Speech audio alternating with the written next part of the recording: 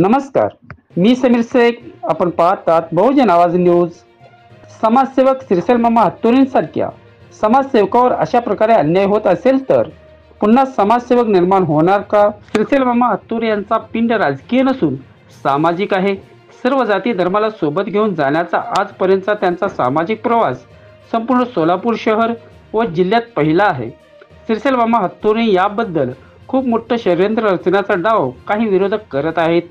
अर्ज देणाऱ्याच्या खांद्यावर बंदूक ठेवून मामाला निशाणा साधण्याचं जे कोणी हे डाव खेळत आहेत त्यामुळे त्यांची विनाकारण बदनामी करत आहेत.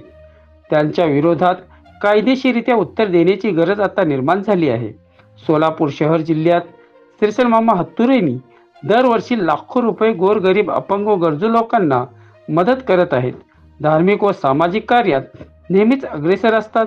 त्यामुळे त्यांना बदनाम करण्याचं काम चालू असल्याची चर्चा आहे.